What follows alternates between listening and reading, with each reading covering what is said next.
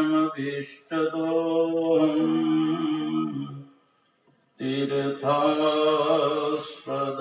शिवविरञ्चिनुतं शरण्यं भृत्यार्तिहं प्रणतपालभवाब्धिपोतं वन्दे महापुरुषते चरणारविन्दं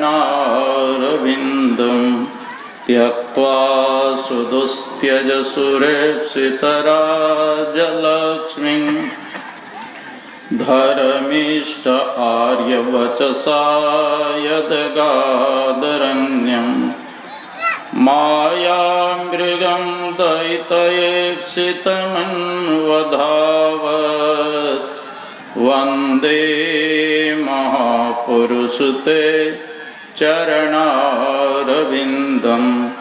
अखण्डानन्दबोधाय शिष्यसन्तापहारिणे सच्चिदानन्दरूपाय रामाय गुरवे नमः। गुरु सेवी स्वामी भगत जी महाराज के श्री चरणों में कोटि सा नमन। पूज्यपाद स्वामी नरेशानंद स्वामी निर्मलानंद जी महाराज को कोटि सा प्रणाम।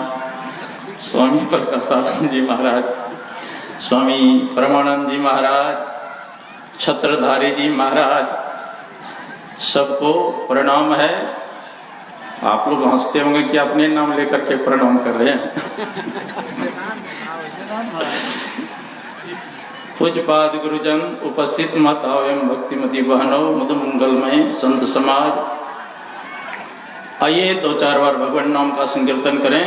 जय जय राम, जय जय राम, जय जय राम कहो जय जय राम, जय जय राम, जय जय राम, जय जय राम कहो जय जय राम, जय जय राम, जय जय राम, जय जय राम कहो जय जय राम, जय जय राम, जय जय राम, जय जय राम कहो जय जय राम।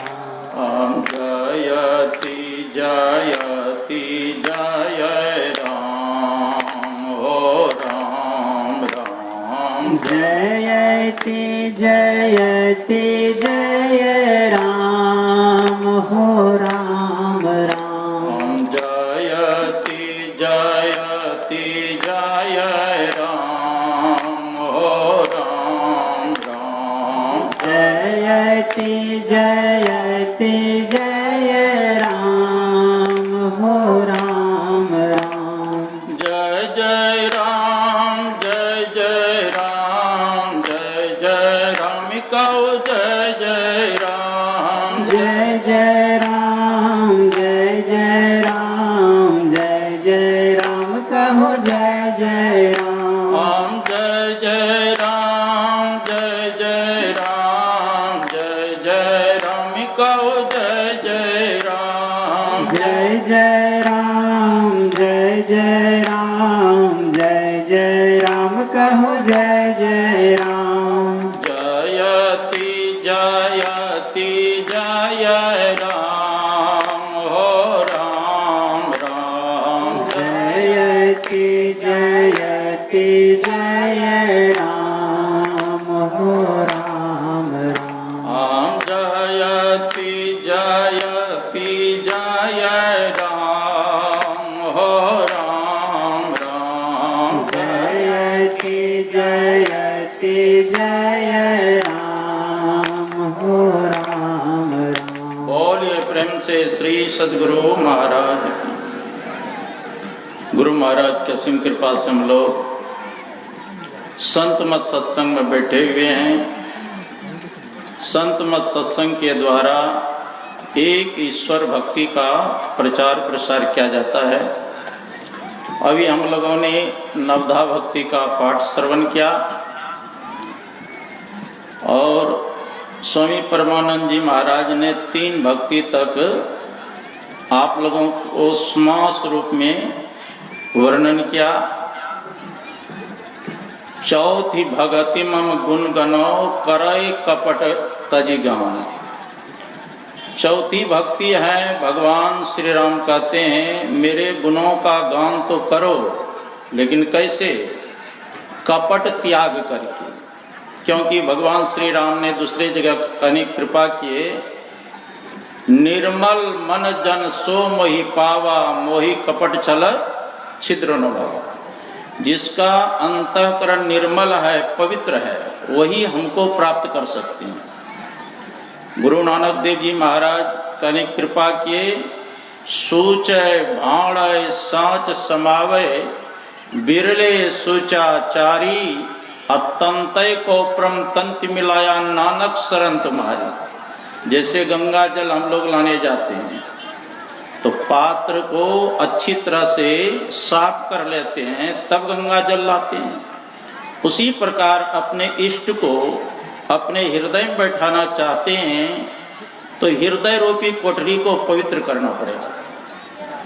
तुलसी साहब कहने कृपा किए, दिल का हुजरा साफ कर, जाना को आने के लिए, ध्यान गैरों का उठा उसको बैठाने के लिए।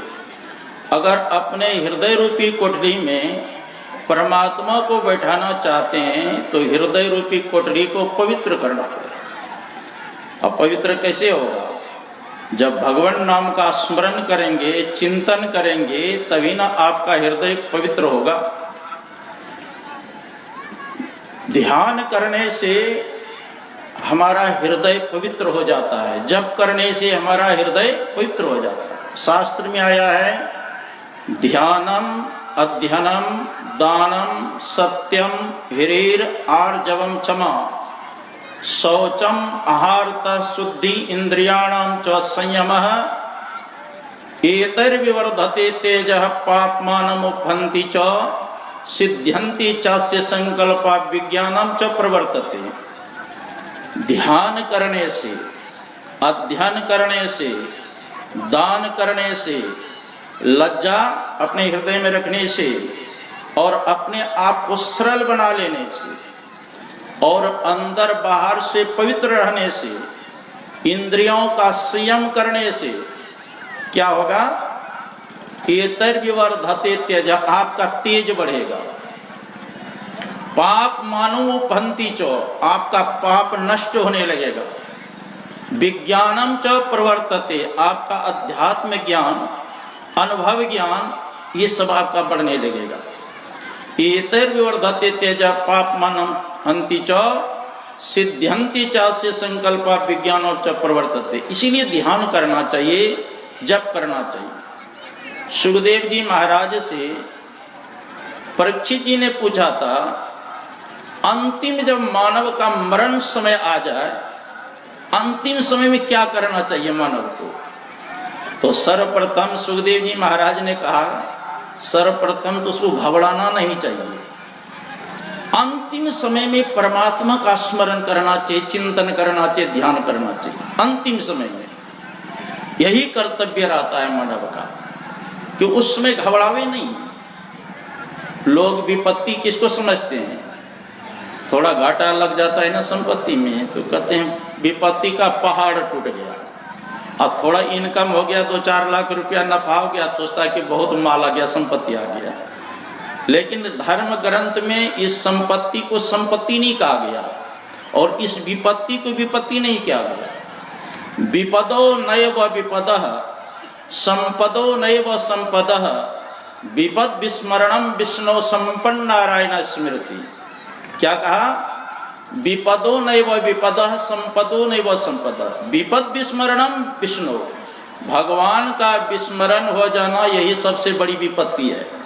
अब भगवान का स्मरण हो जाना यही सबसे बड़ा संपत्ति है, असली संपत्ति है। अभी हम लोग क्या कहते हैं, महाराज ध्यान करने का फुर्सत नहीं मिलता है, भजन करने का फुर्सत नहीं मिलता है। लेकिन द्वापर युग में जब महाभारत की लड़ाई हो रही थी, दिन भर युद्ध करता था और रात में बैठ करके ध्यान करते थे। एक बार दुर्योधन गए भीष्म पितामह के पास और दुर्योधन उल्हाना देते हैं दादा थे ना, कहा दादाजी युद्ध तो करते हैं लेकिन आप मन से युद्ध नहीं करते हैं। कहा अरे दुर्योधन 10,000 महारथी को रोज मारता हूं तब मैं अपने रथ को पीछे करता हूं। कहा दादाजी और को मारने से क्या लाभ, सिर्फ 5 पांडव को समाप्त कर दीजिए और किसी को मारने की आवश्यकता नहीं।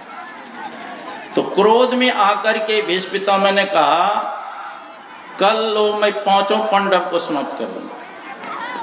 अब तो दुर्योधन के दल में खुशी छा गई, अब पांडव के दल में विषाद छा गया। भगवान कृष्ण को जब पता चला तो भगवान कृष्ण गए पहले अर्जुन के पास, का अर्जुन तू सोया है, भीष्म पितामह ने प्रतिज्ञा किया है कल 5 पांडव को समाप्त कर देंगे।